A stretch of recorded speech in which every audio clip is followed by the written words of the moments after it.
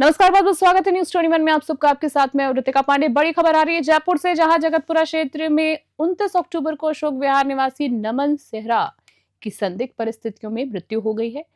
पर सबसे बड़ी बात यह रही कि परिवार जो है वो कई बार जयपुर प्रताप नगर थाने गया, लेकिन पुलिस अब तक एफआईआर तक दर्ज नहीं कर रही है। परिवार ने मीडिया से माध्यम से बातचीत की है और उनसे न्याय की मांग की है। देखिए इस खास रिपोर्ट में। नमस्कार, बहुत बहुत स्वागत है न्यूज 21 में आप सबका। आपके साथ मैं हूँ ऋतिका पांडे और इस वक्त हमारे साथ हैं सुशीला मीणा जी। जी हाँ, बहुत ही दुखद खबर है क्योंकि इनके एक छोटे से बच्चे, जी हाँ 22 साल का मात्र बच्चा, इनका पर निर्मम हत्या कर दी गई है। उसकी सबसे बड़ी बात जो है, हैरत की बात यह है कि अभी तक इस पूरे मामले में एफआईआर भी दर्ज नहीं करी गई है। जगतपुरा का पूरा जो मैटर है वो बताया जा रहा है। सबसे पहले हम सीधी आपकी बातचीत कराते हैं, मैम से बात कराते हैं। मैम, सबसे पहले तो बड़ी हम संवेदना देना चाहेंगे, काफ़ी दुखद खबर है। आपसे जानना चाहेंगे पूरा मामला क्या था, किस प्रकार से पूरी घटना हुई, हमारे दर्शकों को बताएं। जी, मेरा शुभ नाम सुशीला मीणा, मैं जगतपुरा में रहती हूँ। और जो मतलब मेरा बच्चा है वो यहीं जयपुर में रहता है। मैं जोधपुर में टीचर हूँ। जी, मैं 26 तारीख को दिवाली की छुट्टियों के बाद यहाँ से गई थी। तब तक कोई दिक्कत ऐसी थी नहीं। 26 के जब मैं गई, 27-28 मेरे बच्चे से अच्छी बात हुई। और 29 तारीख को वो क्या है कि 2-3 बजे तक आया नहीं घर पे। मेरा एक प्लॉट है वो वहाँ पर B38 अशोक विहार, उसमें मेरे डॉग्स हैं तो उनके पास में थोड़ा सा खाना वाना डालने जाता है, तो कभी कभी स्टे कर लेता है वो वहाँ पर। तो जब मैं फ़ोन नहीं उठाया तो मदर का फ़ोन आया मुझे कि बेटा फ़ोन नहीं उठाया है सोनू ने। पेट नेम नमन सेहरा, उसका नाम नमन सेहरा है। तो मैंने उसको कॉल पे कॉल किए, बट उसने 5:30-6 बजे तक मैंने कॉल किया। फिर मैंने मेरे घर में जो पापा जी फादर के घर में जो केयरटेकर रहते हैं, मैंने उनको भेजा कि आप जाके देख के आओ कि भाई नमन कहाँ पर है, आया क्यों नहीं है। तो वो केयरटेकर अपनी वाइफ और अपने छोटे से 7 साल के बच्चे के साथ गया वहाँ पर कि ठीक है हम जाते हैं और देखते हैं। जब वो गए तो सामने का मतलब जो गेट था, सामने कमरे का जो गेट था वो बंद था। स्कूटी उसकी वहीं खड़ी हुई थी, जो पोर्च होता है उसमें। तो मैंने बोला, वो बोले कि बुआ जी ये तो रास्ता सामने का गेट बंद है, स्कूटी यहीं खड़ी हुई है। मैंने कहा चलो आप एक काम करो, गेट का लॉक लग रहा है या अटक रहा है, मतलब ऐसे कुंदी अटका रखी है। तो बोले कुंदी अटका रखी है। तो मैंने एक काम करिए, अब बेटा आप कुंदी को हटा के अंदर जाइए। तो फिर वो देखा कि ठीक है। तो पीछे का एक मेरे एक दरवाज़ा और है उस रूम में, किचन होते हुए जाने का। तो जब पीछे की साइड उसने देखा तो बोले बुआ जी पीछे का रूम खुला हुआ है। तो मैंने कहा बेटा जाके देखो पीछे का रूम खुला हुआ है, तो आप एक बार जाओ वहाँ पर। तो इन्होंने जैसे ही पीछे ये गए तो वो तो जो लड़का था, मुनिराज नाम है उसका, वो बेहोश होके गिर गया।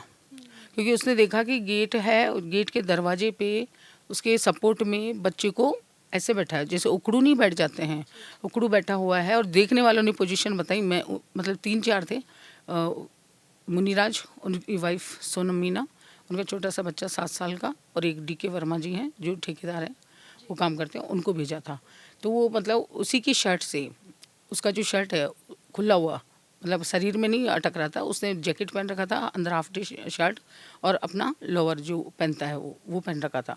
उसी की शर्ट से उसका जो एक बाजू होता है उसको कुंदे में अटका रखा है, गेट के कुंदे में फंसाने के लिए। और एक जो शर्ट का जो बाजू है उसको इस तरह से यहाँ से यूँ करके और इस तरह से उसको वो कर रखा है, और उसके हाथ दोनों इस पोजीशन में, नहीं बांध नहीं रखे हैं, इस पोजीशन में। उकड़वानी कैसे, उकड़ू बिठा रखा है और वो इस पोजीशन में, उसके दोनों पैर जमीन पे टिक रहे हैं, बस एक पैर जैसे ये आगे और ये पीछे, बस। उसके बाद में मैंने वहाँ से जोधपुर से रवाना हो चुकी थी। मैं 29 की नाइट 2 बजे तक 1 बजे तक मैं पहुँची हूँ। 30 तारीख को जयपुर, क्योंकि एम्बुलेंस आई, फ़ोन किया गया, पुलिस को पहले फ़ोन किया, एम्बुलेंस को फ़ोन किया, तो एम्बुलेंस पुलिस से पहले आ गई, मतलब पुलिस नहीं आई, पुलिस प्रशासन बाद में आया। तब तक क्या उसको ऐसे लटकने देते, प्रताप नगर थाना, जगतपुरा। लेकिन मैडम तब तक क्या बच्चे को होता है ना कि फैमिली वाले जाते हैं, अरे इसकी कोई सांसें चल रही हो तो चलो हम कोशिश कर देते हैं, हो सकता है वो बच जाए, CRP वगैरह दी जाए, हो सकता है वो बच जाए। स्थिति आए लोग बाग, कॉलोनी के भी आए, सब और भी आए, तो उन्होंने मतलब एम्बुलेंस वाले आ गए थे। एम्बुलेंस वाले बोले कि भाई हम तो ना 10 मिनट से ज़्यादा नहीं रुकेंगे। हम बोले, हमने मतलब जो हमारे जो मिल आए थे लोग इकट्ठे, उन्होंने बोला कि एक बार पुलिस प्रशासन आ जाने दो। बोले कि नहीं हम 10 मिनट से ज़्यादा नहीं रुकेंगे। पुलिस 1 घंटे बाद आई। और एम्बुलेंस वालों का फिर क्या रहा? एम्बुलेंस वाले उसको खोल करके लेकर के चले गए, बच्चे को।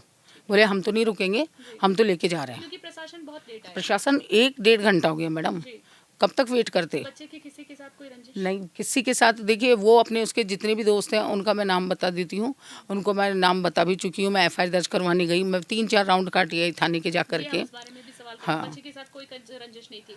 अब जो सबसे बड़ा एक सवाल है, मैं ये जानना चाहूंगी, ये पूरा मामला जिस तरीके से आपने बताया है, अभी तक एफआईआर क्यों दर्ज नहीं की गई? पुलिस प्रशासन की ओर से क्या कुछ कहा जा रहा है कि एफआईआर क्यों नहीं दर्ज की जा रही है? बड़ा संगीन मामला है। पुलिस प्रशासन का ये कहना है कि जैसे मैं जाती हूँ दर्ज करवाने के लिए रिपोर्ट, मैडम सुसाइड है, सिंपल है मैडम, सुसाइड है। मैंने कहा सर मैं एक माँ हूँ, मैंने कहा मेरा बच्चा है, उसको फाइनेंशियली क्राइसिस नहीं, उसको किसी तरह से शारीरिक परेशानी नहीं, मानसिक परेशानी नहीं, वो मेरी इकलौती औलाद है, सिंगल लेडी हूँ, मैंने उसको खुद पाला है, सिंगल मदर हूँ मैं ही माँ हूँ, मैं ही बाप हूँ। तो मैंने कहा सर मैंने उसको जिस तरह से रखा है, मैं नहीं मानती हूँ कि मेरा बच्चा सुसाइड कर सकता है। पढ़ाई उसकी काफ़ी अच्छी एजुकेशन हुई, बीबीए उसने कंप्लीट किया, वो अभी एसएससी की प्रिपेयरिंग कर रहा था। तो आप बताइए, वो उसका सुसाइड, मेरे से उसके 28 लास्ट बात हुई है, 28 को मेरे से उसने, वो ठीक था उस समय? बिल्कुल ठीक था, एब्सोल्युटली ठीक था, आराम से बात करिए, कोई इशू ही नहीं। मैं उसकी मदर से ज़्यादा उसकी फ्रेंड हूँ, कोई भी बात होती है वो कभी मेरे से कभी छुपाता नहीं है। इस पूरे मामले में सुनकर अभी तक जो मुझे एक चीज समझ में आई है कि एफआईआर के लिए इनको बोला जाता है कि सुसाइड था, उन्होंने, पुलिस प्रशासन ने कहा सुसाइड था, पर फिर भी अगर ये माँ होने के नाते अगर ये चाहती हैं कि इस पूरे मामले में कार्रवाई हो तो कार्रवाई होनी चाहिए थी। अब क्या चाहती हैं और पुलिस प्रशासन द्वारा क्या कहा जा रहा है? मैडम मैं तो एफआईआर दर्ज करवाना चाहती हूँ, मेरी एफआईआर दर्ज करी जाए, निष्पक्ष जांच करी जाए, जो भी संदिग्ध व्यक्ति है, जैसे कि मेरे पारिवारिक मैटर भी है, उसमें भी मुझे पूरा शक है। ठीक है, आप किसी के बारे में, किसी का नाम कुछ बताना चाहेंगी? मैडम नाम तो यह है कि इसके सारे दोस्तों की इंक्वायरी करी जाए, क्योंकि लेट नाइट जो थोड़ा मेरे को पता लगा है, 28 तारीख को लेट नाइट जो पता लगा है, 10:40 तक, 10:05 तक वो अपने सिद्धार्थ नगर जवाहर सर्किल एक कैफ़े में अपने किसी दोस्त के साथ चाय पिए, उसका नाम सौरभ चंचलानी है, और एक और बंदा है जिसका वो पहचान में नहीं आ रहा है, इनके साथ वो बैठा है। 10:40 पे वो वहाँ पे एंटर हुआ है, जो घर में प्लॉट पे वहाँ पर एंटर हुआ है। निष्पक्ष जांच के दोस्तों से पूछताछ की जाए, और जो मेरा पारिवारिक जो मेरा मैटर है जो चल रहा था, उनसे पूछताछ की जाए। हाँ, मुझे पूरा शक है कि ये हत्या है, ये सुसाइड हो ही नहीं सकता है।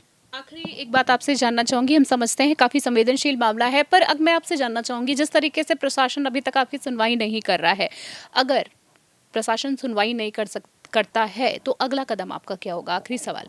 मैडम मैं प्रशासन सुनवाई नहीं कर रहा है, इसीलिए मैं आपके पास आई हूँ, क्योंकि आप सुनवाई कराएंगे, और अगला कदम जो होगा फिर वो अच्छा नहीं होगा, मैं फिर आगे जाऊंगी और आगे जाऊंगी, आप लोगों के साथ जाऊंगी, पर मैं रुकूंगी नहीं। हाँ, रुकूंगी नहीं मैं यहाँ पर। मैं अगर इन्होंने मेरे एफआईआर दर्ज नहीं करी, मैं धरना दूंगी। जी, मैं वही जानना चाह रही थी। मैं धरना दूंगी, मैं उठूंगी नहीं जब तक मेरे बच्चे की एफआईआर दर्ज नहीं की जाए, जब तक जांच शुरू नहीं की जाए। उस प्लॉट पे जो रूम है, जो जहां मेरा बच्चे की डेथ हुआ है, उसको आज 6-7 दिन हो गए उन्होंने सील कर दिया है। सील तो आपने कर दिया, पर उसकी जांच कब करवाएंगे? आप सो रहे हैं क्या? आप किसी सबूत के मिटने का इंतजार कर रहे हैं क्या? आप उसको सील करके आराम कर रहे हैं क्या?